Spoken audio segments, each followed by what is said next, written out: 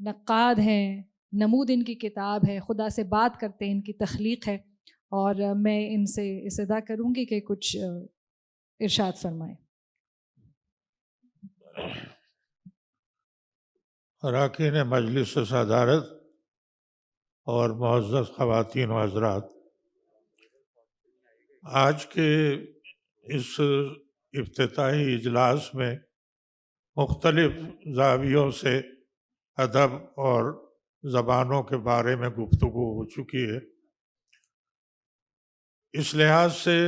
کہ ایسی نامساعد حالات میں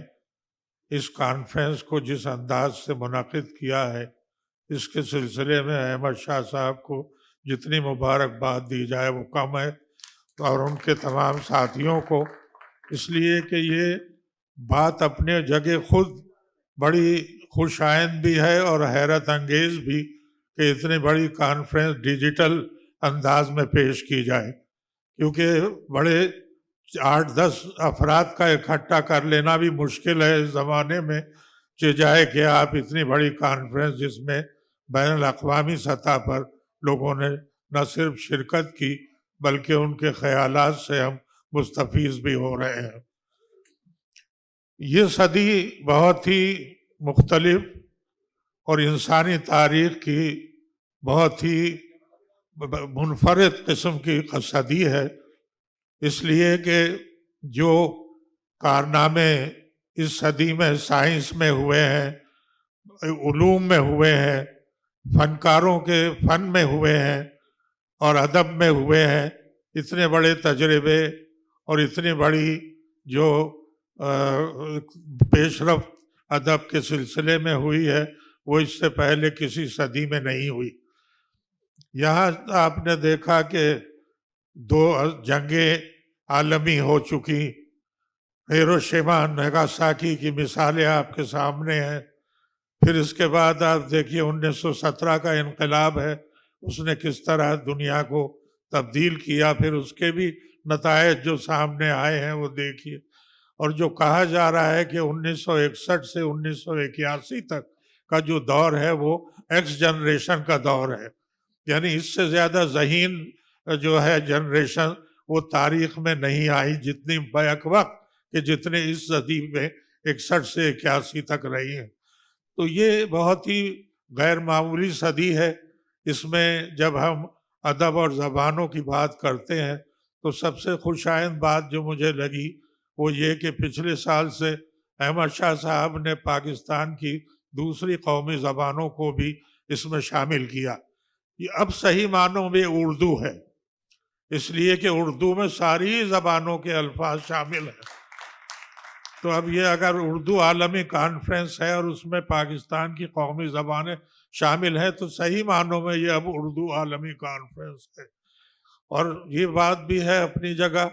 کہ زبانوں کے سلسلے میں ہمارے یہاں پہلے توجہ نہیں دی گئی۔ سب سے پہلی بات تو یہ تھی کہ نوآبادیاتی نظام جب ختم ہوئے ہیں تو سب کے سامنے سب سے پہلا جو مسئلہ تھا وہ زبانوں کا تھا، چنانچہ لسانیات میں ایک اصطلاح آئی ہے لینگویج انجینئرنگ، تو ہر ملک نے لینگویج انجینئرنگ کی طرف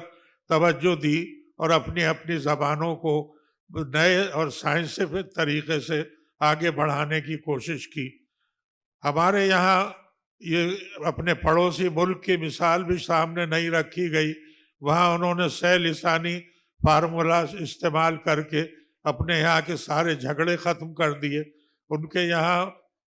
اگر آپ 1 صدی پہلے کی کتاب موسیو لیبان کی دیکھیں تو اس میں معلوم ہوگا کہ 560 زبانیں اور بولیاں ہندوستان میں موجود تھیں، اور اس وقت بھی 26 زبانوں کو انہوں نے سرکاری حیثیت دی ہے اور کسی کا آپس میں کوئی ٹکراؤ نہیں ہے۔ لیکن ہمارے یہاں جو ہے وہ شروع دن سے ہی سیاست نے زبانوں کے معاملوں کو بہت ہی تباہ کن حالت میں ڈال دیا، اور اب بڑی کوششیں کی جاتی ہیں لیکن پھر بھی کہیں نہ کہیں ایسے شورشے نکل آتے ہیں جس سے معلوم ہوتا ہے کہ لوگوں میں وہ اخوت کا جذبہ محض زبانی ہے، لیکن جب تک آپ ادب کو نہ لے آئیں گے سامنے، کیونکہ فرق مابین بنی آدم و حیوان ادب است،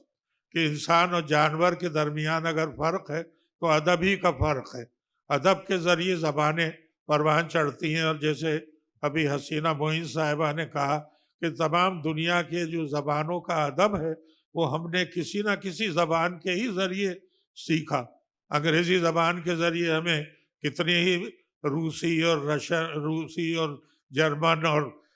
تمام لاطینی امریکہ اور ہر طرح کی زبانیں، اسی طرح اردو میں بھی تراجم ہوئے ہیں. اور اب ہمارے جو تمام قومی زبانیں ہیں ان میں جو کام ہو رہا ہے اس سے بڑی پوری طرح ہم واقف ہو رہے ہیں. اور ہمیں ایک بات یہاں موجود ہے ڈاکٹر خلد صاحب، تو یہ کہنا ہوگا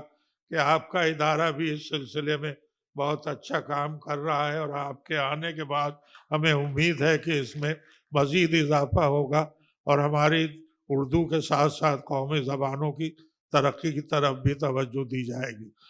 سب سے بڑی چیز ہوتی ہے کہ انسان جو ہے وہ اپنے ذہن سے کیا کیا چیزیں سوچتا ہے. مجھے یاد ہے کہ احمد شاہ صاحب نے کہا تھا کہ مجھے 10 سال چاہیے، میں یہاں پر ایک 10 منزلہ عمارت بناؤں گا اور ایک یونیورسٹی یہاں میں قائم کروں گا فنون کی. اور ہمیں دعا کرنی چاہیے کہ وہ ان کے ان ارادوں میں یہ کامیاب ہو سکے. لیکن جیسا کہ کہا جاتا ہے کہ اے بیہو جملہ بے گفتی ہنرش نیز بے گو، کہ ان کی برائیاں بھی بیان ہوتی ہیں لیکن ان کی کچھ اچھائیاں بھی بیان ہونے میں کوئی حرج نہیں ہے. اس لیے کہ یہ جو کہا جاتا ہے کہ نتھنگ سکسیز لائک سکسیس، تو جو چیز کامیاب ہے وہاں آراچے بیاں سب نظر آ رہا ہے، اور اس کے لیے آپ کو ہم بہت ہی مبارکباد پیش کرتے ہیں. بہت بہت شکریہ پروفیسر سحر انصاری صاحب.